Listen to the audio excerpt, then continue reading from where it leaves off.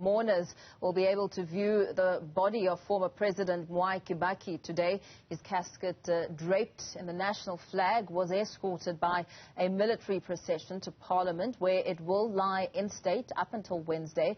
President Uhuru Kenyatta will preside over the public viewing. The country's third post-independence president died last week at the age of 90. Kenyatta declared a mourning period with flags across the country flying at half-mast until after the burial on Friday. Journalist Alex Kiarie joins us from Nairobi. Alex, very good afternoon to you. Thank you for your time. This, of course, is a massive occasion as the third president of Kenya has passed away. What has the reaction been on the ground?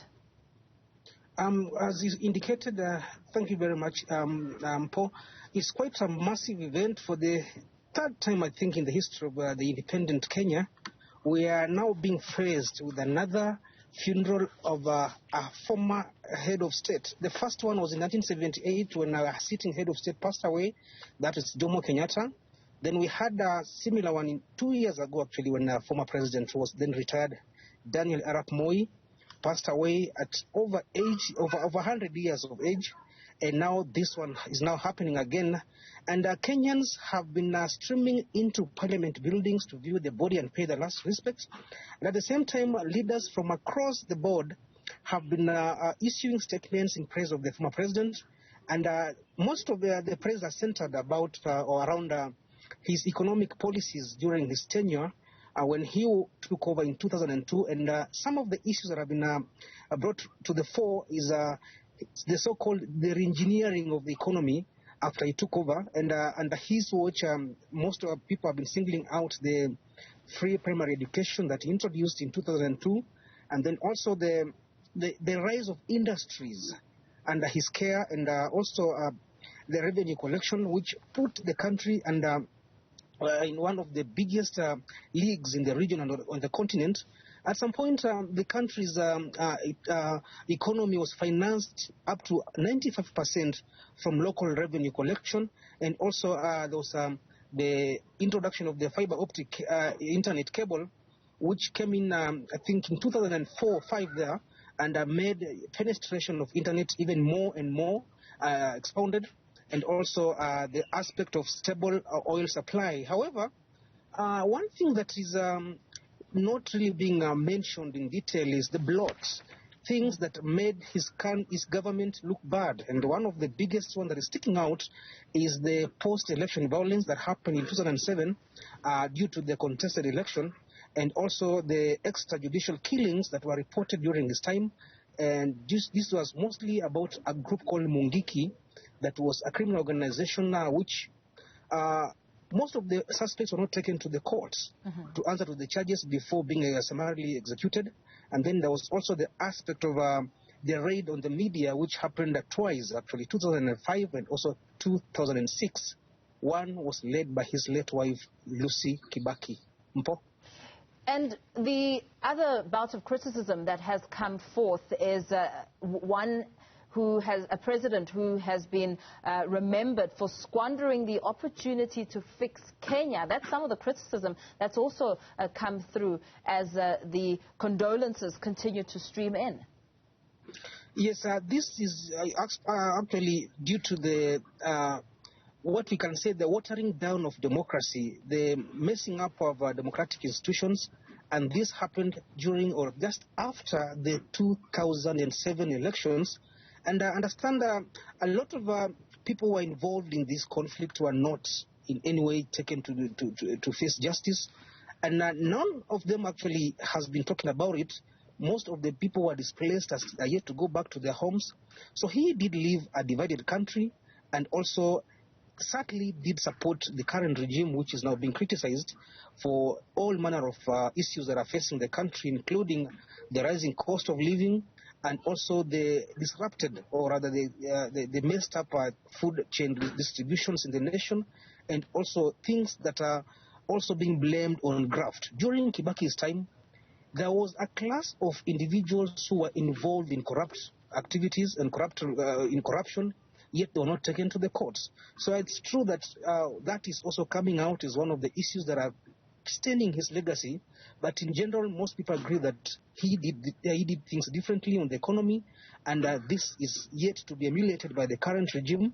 And many people are currently right now facing and criticizing the current regime for overborrowing and ensuring that we are once again reliant on foreign donors. But, you make mention of how he was celebrated and recognized for being an efficient economist when it comes to fixing the stability of the country. Let's talk about the kind of legacy he leaves behind. For those who respected him, he was also seen as a man of integrity. Yes, Mwai Kibaki is known as the Kenyan economist. Actually, during his tenure between 1978 and 1988, he is still currently the longest-serving finance minister. And during that time, his mind was more focused on the economics of the nation. And that's why there was a lot of talk about the Kibakinomics, things that you can only associate Kibaki with economics. However, beyond that, in politics, still, he was known to be a guy who used to dilly-dally, used to sit on the fence, and would take time to decide. But when it came to economic matters, he was quite open and diligent, and he knew what he was doing. However, in Kenya, we have this tradition of not talking ill about the dead. Yes. And it's true that there are some issues that are linked to the Kibaki administration which were not so rosy.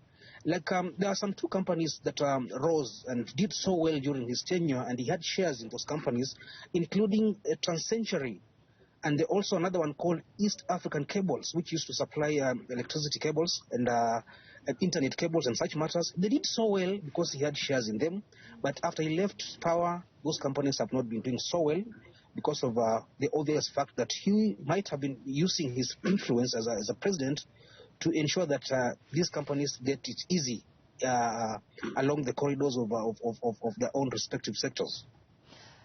His body will lie in state for 3 days. Let's talk now about the logistics and how the Kenyan government is now planning the funeral, which will be a national state funeral, and what has been put out in terms of the expectations for the next few days. Yes, the body is lying in state for 3 days between now and Wednesday, and then later on it will be moved back to the Lee Funeral Home. But a national prayer or requiem mass is being organized at the Nyayo Stadium, which is one of the premier national stadiums in the country. And then after that, on Saturday, that's when he will be buried in his native Nyeri home and at a place called Othaya. This is a constituency that he represented for over 30 years. So that is how it is, but as you said, it requires a lot of massive logistical nightmare for those in charge.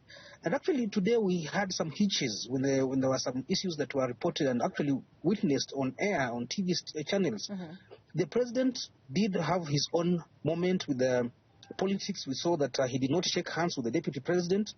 And then also he did not shake hands with most of the dignitaries present during that when he was opening the event. And then so we are seeing a lot of issues at play here.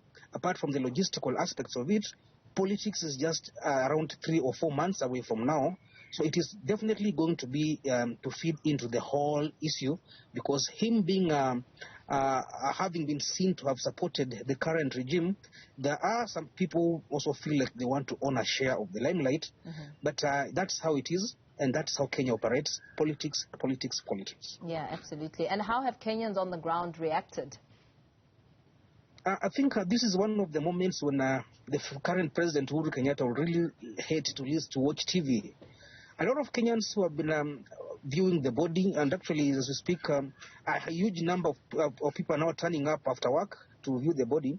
Most of the people who have been speaking to the media have been critical of the current government for the spike in rise cost of living, the food costs, and all these things to do with shortage of fuel shortages. As we speak, there's a county in Western Kenya that is facing a crippling fuel shortage, and no one knows yet. The institution in charge of supplying oil says that it has enough oil supply that can sustain the country for the next even 8 months. But still, we are having regions that are facing oil shortages.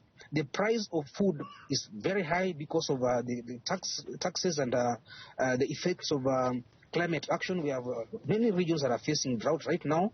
And then also, people are just critical of the whole system because of the failures that are being reported every day, and the fact that people are now feeling the heat in terms of the loans that were procured by the government, mostly to the Chinese and I think the French and World Bank, which now must be paid by the current regime, and now everything is now expensive, and the president right now is being criticized left and right. And as we very quickly, Alex, read the body language that you described of, the President Uhuru Kenyatta not wanting to shake hands, what does this now mean, this funeral and the logistics around it for the general elections that are set to take place in August? Is campaigning still taking place?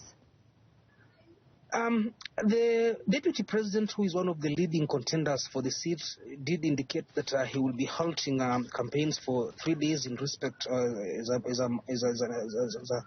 a show of respect to the departed former head of state.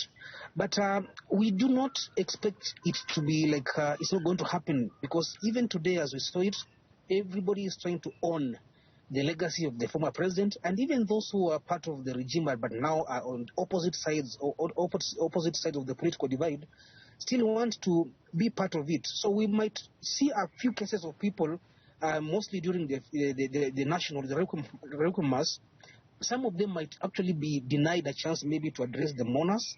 Then the same might also be replicated during the funeral service at home in Othaya. So politics is still going to be at play, and it's going to influence the order of the events that are going to happen after Wednesday. Very well. Thank you so much. Let's leave it there for now. That was a journalist from Kenya, Alex Kiarie, speaking to the passing of Mwai Kibaki, former president of Kenya, passing away at the age of 90.